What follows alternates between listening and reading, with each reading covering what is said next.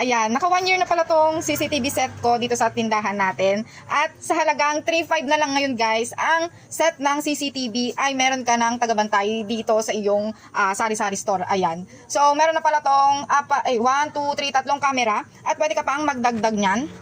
Kahit hanggang 8 na camera. And then, meron na pala tong 10 days na isi-save yung iyong pang replay. Ayan, medyo matagal na yun guys. Pwede ka rin mag-upgrade kapag gusto mong mas mahaba pa yung mailalagay niyang replay. So, ganun lang. Ang pagre-replay, mas madali. Kahit isang camera dyan guys. Ayan, napakalinaw niya sa gabi. And, eto. Pwede kang mag-replay dyan ng sabay-sabay. Ayan, ito yung nasa loob natin. Ito yung nasa labas. Ayan, ito yung nasa labas. Ayan, yung dalawang camera and isa lang yung nasa loob. Pwede pang magpagdag dito ng isang camera. Ang ingay. Ayan, kung gusto nyo bumili ng ganito din, ay nasa link ng ating video, yung link ng CCTV na to. Very affordable and highly recommended kasi nga, nakatagal na siya sa akin.